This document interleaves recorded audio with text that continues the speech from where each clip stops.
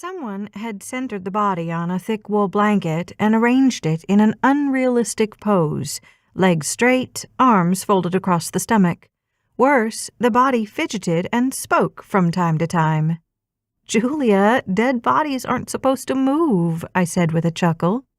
"My nose itches," she replied. "Either I scratch it or you do, Rachel." "Scratch away, but every time you move, that rubber knife in your chest wiggles." "Why did I agree to do this?" Julia said as she relieved her itching nose. Holly Kavanaugh bent forward, leaning close to Julia's face, and nodded approvingly. "You make a lovely murder victim, and you're short enough to fit in among the pumpkins."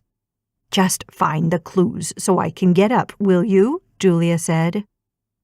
"There are 3 more teams behind us," I reminded her. "You have to stay here until the last one has passed." Julia rolled her eyes. I shook the sheet of paper the scavenger hunt organizers had given each team. "Here we go. Ready, Team Finch Hill?" "First riddle," Holly said, rubbing her palms together. "It says, 'Where once was green, 'tis both red and bare. Look below, the weapon is there.'" "That's an easy one," Holly said, looking at the maple tree in Eric and Olivia Seitz's front yard.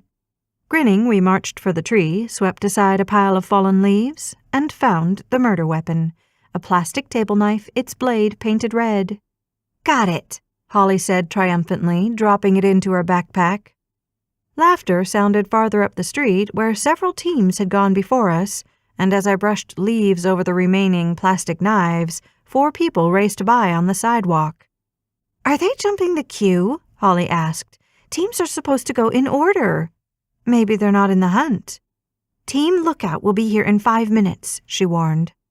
"Having fun?" Eric Seitz called out from his porch. He put his drink down on a plant stand and waved. "I've got hot cider here for the contestants." "Thanks for letting the scavenger committee use your yard for a brutal murder," I said, moving for the porch. "It's perfect. Autumn leaves, my next-door neighbor dead in the pumpkin patch." Holly hissed at me. "Don't let him distract you with cider. His wife is on Team Main Street." "Rachel Stowe, you get right back here," Julia said. "Sorry, Eric," I said, jabbing a thumb over my shoulder. "The body orders me to keep looking for clues." "Well, if the body orders," he said, reaching for his cup, "come back when the hunt's over if you want." "We've got 4 minutes," Holly said. "We can't let the next team see us finding things. If they do, they won't have to solve the riddles themselves." "This is supposed to be fun, not frantic," I said, giving the clue sheet another shake. "Here we go. Some call it great, some slice it too. Look under its cap to find the next clue." I glanced at Holly. "A pumpkin.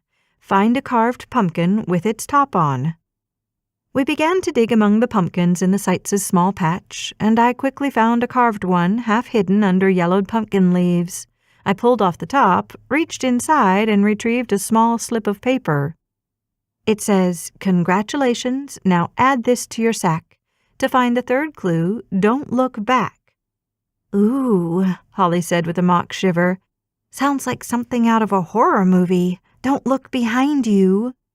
"For goodness sake," Julia said in a loud whisper, "the last clue is right in front of you." "How do you know?" I said. "The committee was still placing clues when I got here."